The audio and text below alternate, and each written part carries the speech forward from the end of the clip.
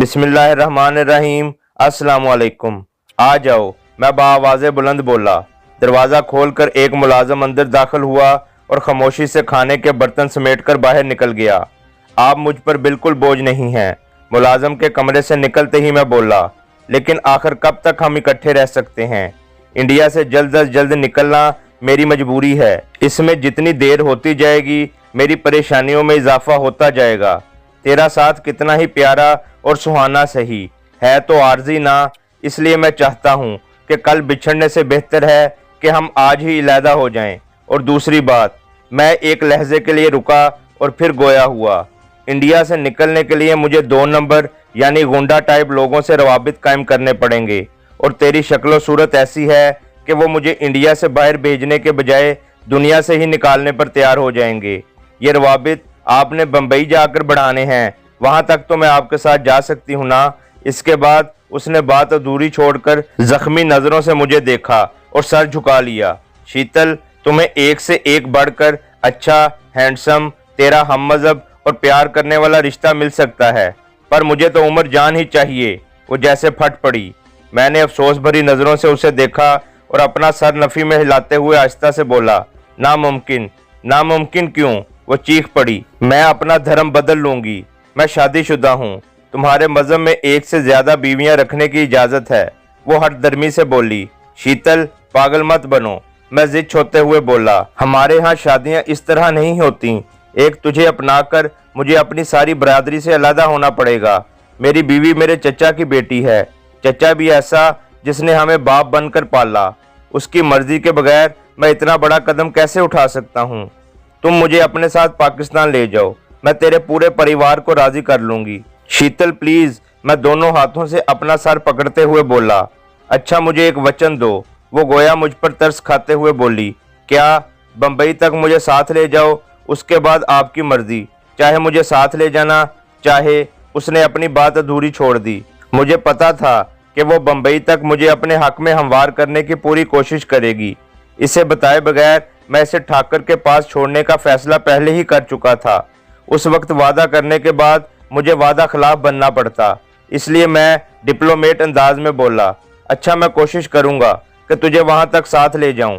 कोशिश नहीं, वो जिद्दी लहजे में बोली, पक्का वचन दो। नहीं, पक्का वादा नहीं कर सकता। मेरा जवाब नफी में था।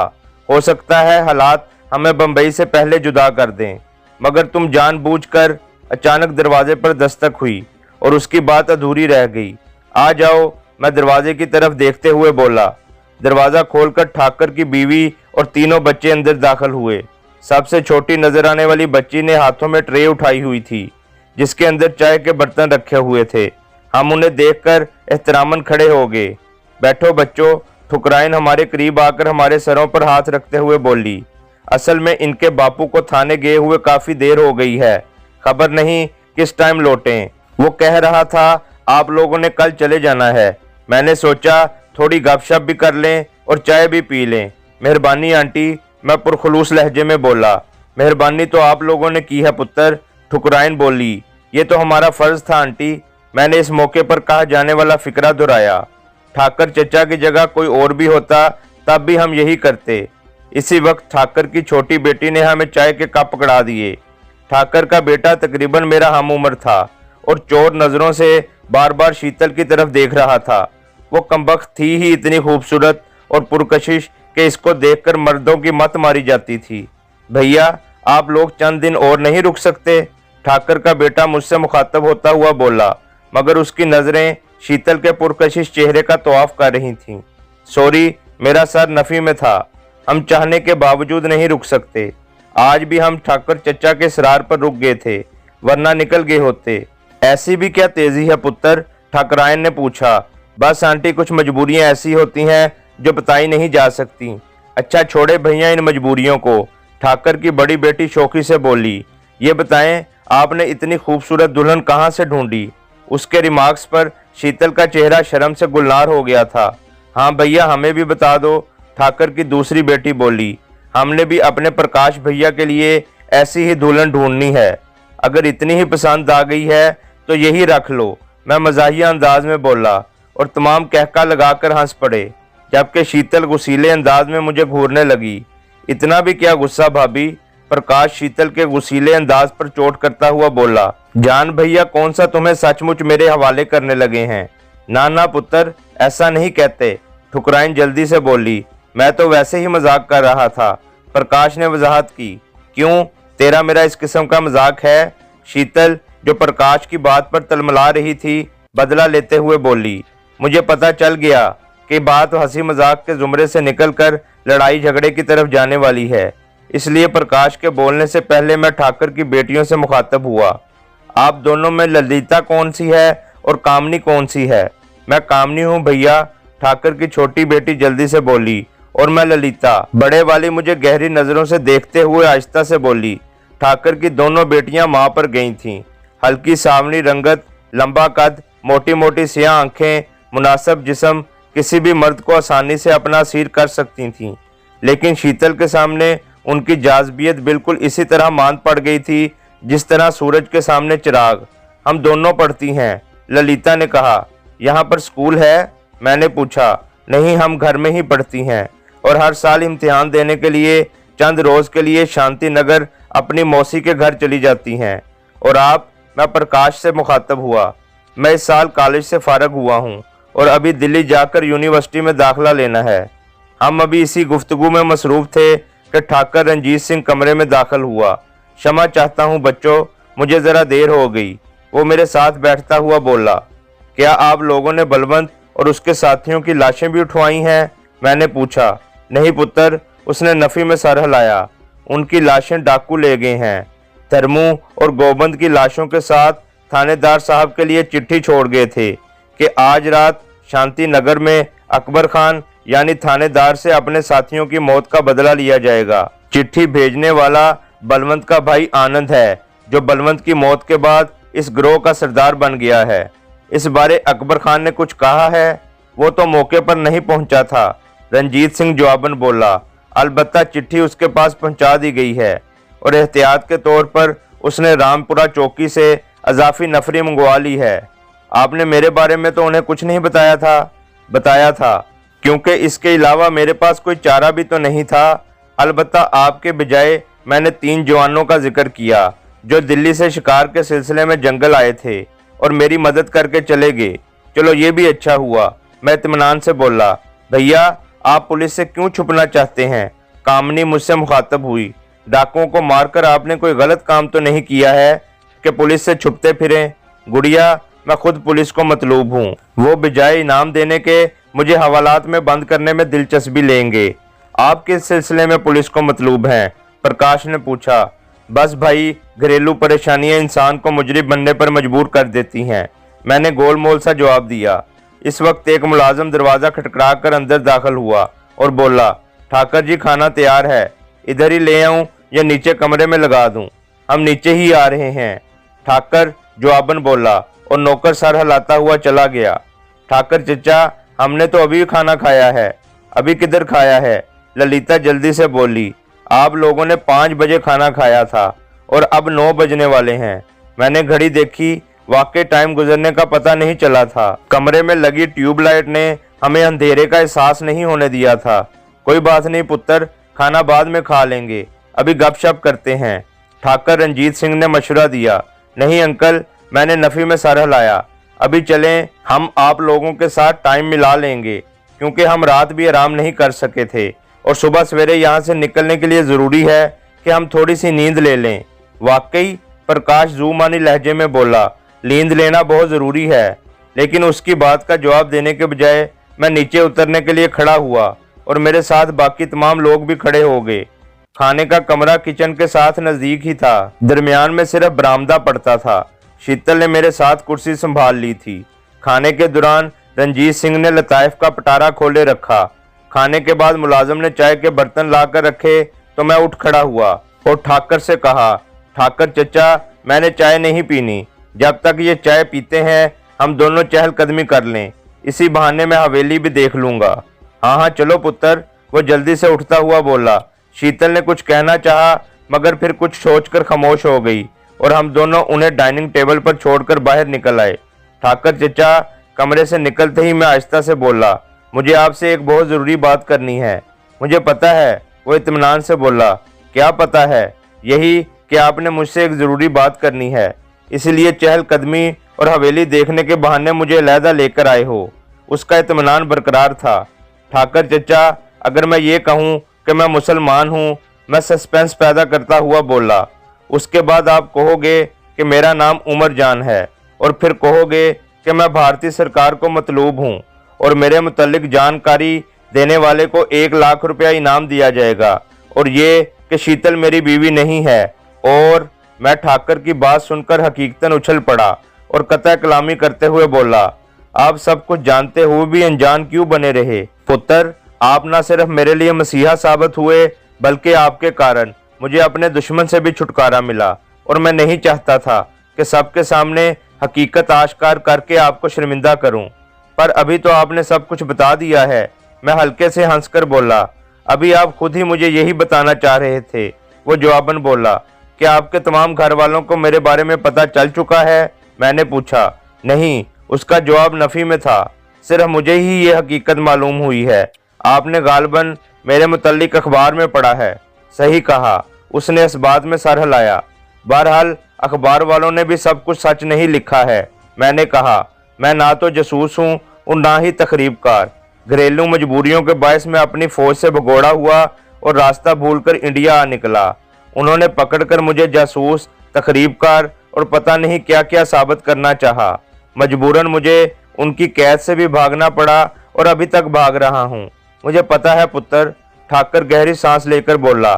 चेहरा बताता है कि आप किसी शरीफ खानदान से ताल्लुक रखते हैं।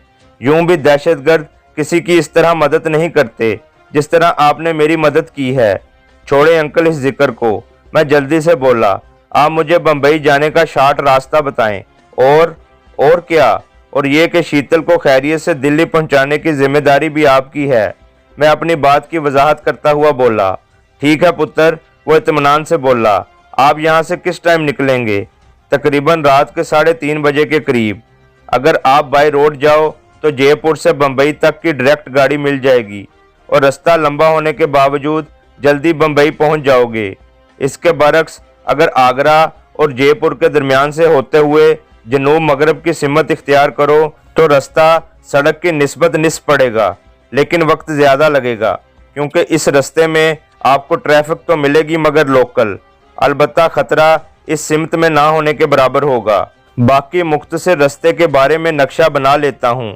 3 बजे यहाँ से रुखसत होते वक्त मुझसे ले लेना। इस वक्त तक हम हवेली के पिछवाड़े घोड़ों के अस्तबल के करीब पहुंच चुके थे। अस्तबल के अंदर 3 घोड़े डाकुओं के और उनके साथ 2 ठाकर के जाती घोड़े खड़े थे। जंगल में बलवंत के हाथों 2 मुलाजमों के साथ ठाकर के 3 घोड़े भी मारे गए थे।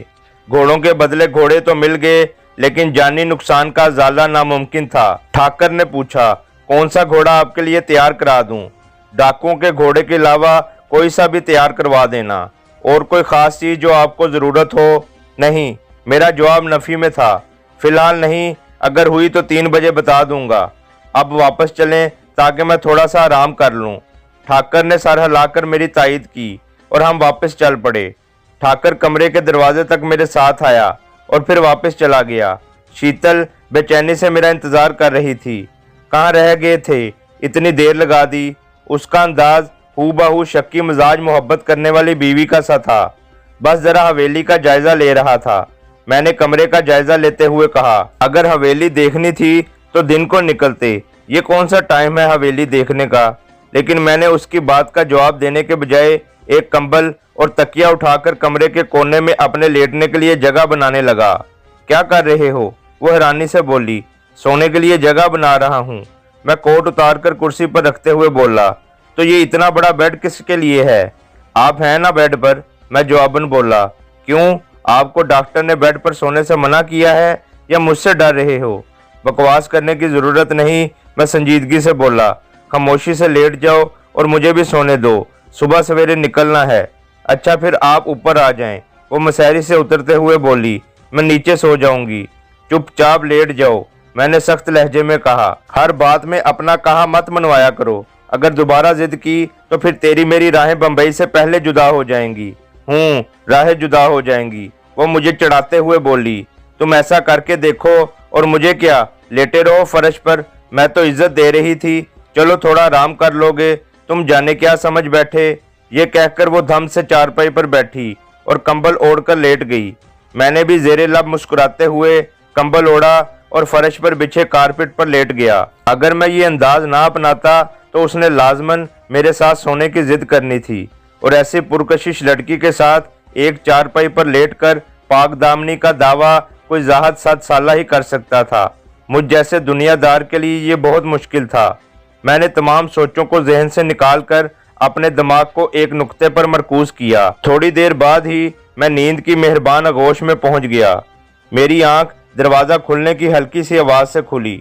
मैंने चेहरे से कंबल हटाया तो मुझे ठाकर नजर आया, जो 0 पावर के बल्ब की रोशनी में मेरी तरफ बढ़ रहा था। उसका इरादा मुझे जगाने का था। मेरी पहचान उसने लाजमन मेरी कामत से की थी। इसे देखकर मैं जल्दी से उठ बैठा। वो मुझे उठते देखकर खामोशी से पीछे मुड़कर चला गया।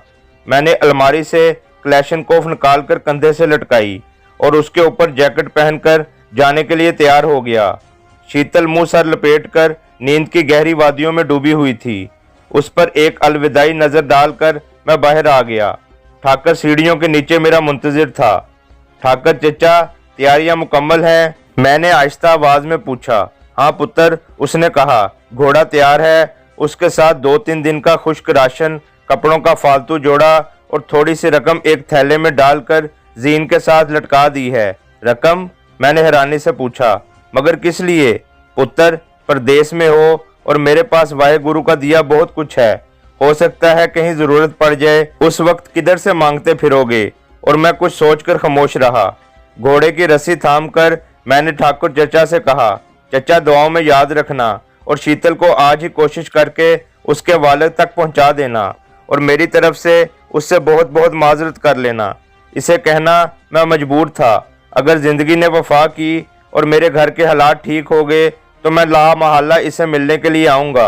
आखिरी फिक्रा मैंने यूं ही शीतल की तसल्ली के लिए ठाकर से बोल दिया था, वरना मुझे मालूम था कि मेरा दोबारा इंडिया आना इतना ही मुश्किल था जितना उस वक्त वहां से निकलना मुश्किल बना हुआ था। ठाकर से मिलने के बाद मैंने रकाब में पाँव डाला।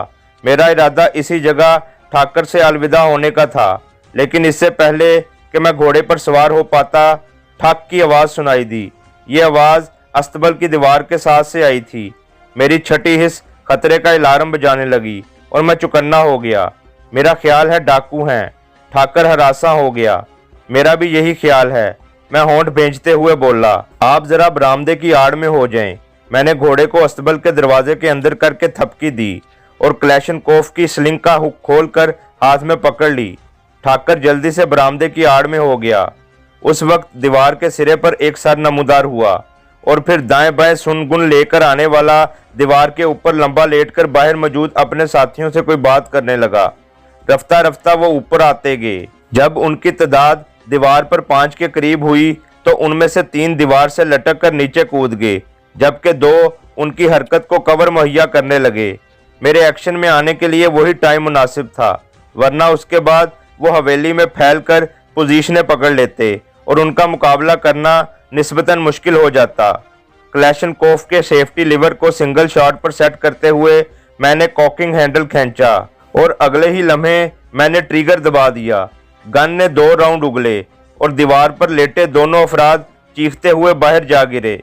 दीवार से नीचे कूदने वाले अपने हथियार संभालकर आड़ की तलाश में भागे, मगर उनका ये भागना रायगा गया। क्लैशनकोफ की नाल से निकलने वाली बेरहम गोलियां उन्हें रस्ते में ही चाट गई थीं। मेरे लिए इस जगह रुककर डाकुओं का मुकाबला करने में ये कबाहत थी कि हवेली की दूसरी दीवारें मेरी नज़रों से ओझल थीं। इस वक्त मेरे लिए सबसे बेहतर जगह 2 मंजिला इमारत की छत थी, जिससे मैं इर्द गिर्द के तमाम इलाके पर नज़र रख सकता था। हवेली के अंदर घुसने वाले तीनों बंदों के गिरते ही मैंने अपनी जगह छोड़ते हुए अंदर की जानिब दौड़ लगा दी। अचानक फजा धमाके की आवाज़ से गूंज उठी। मैंने अपने आप को सीने के बल जमीन पर गिरा लिया।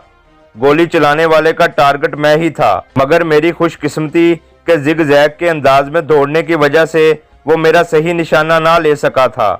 जमीन पर गिरते ही मैंने 2-3 करवटें ली और अपना रुख फायर करने वाले की सिमत कर लिया। वो चार दीवारी की मशरकी दीवार पर अपनी टांगें दाएं बाएं लटकाए बैठा मुझे निशाना बनाने की फिक्र में था। उसकी जानिब से तीसरा फायर होने से पहले मेरी क्लैशनकोफ गरजी। मैंने मुसलसल 3 मरतबा ट्रिगर दबाया था। मेरे अंदाजे के मुताबिक आखिरी दोनों गोलियां निशाने पर लगीं और वो चीख मारकर बाहर की जानिब जा गिरा। मैं बरामदे की सिमत दौड़ा। बरामदे में दाखिल होते ही मैं जनूबी और मगरबी सिमत से आने वाली गोलियों से महफूज हो गया था। ठाकर हाथ में राइफल पकड़े मुझे अपनी तरफ आता दिखाई दिया। बरामदे के सतून के साथ बैठकर मैंने हवेली के सहन में झांका। उस वक्त राइफल के 3-4 फायर हुए और हवेली के सहन को रोशन करने वाले तीनों बल्ब टूटकर किरचियों में बदल गए। एक लम्हे के लिए मेरी आंखों में अंधेरा छा गया, मगर चंद लम्हों बाद 17-18 तारीख के चांद की रोशनी में इर्द गिर्द के तमाम मनाजर नजर आने लगे। ठाकर ने मेरे साथ पोजीशन लेना चाहिए, मगर मैं उससे मुखातब हुआ। चचा, तुम औरतों और बच्चों को ऊपर पहुंचा दो, हम दूसरी मंजिल से उनका मुकाबला करेंगे।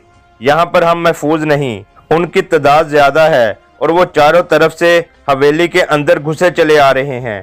ठाकर जी पुत्र कहते हुए अंदर की तरफ भागा। जारी है।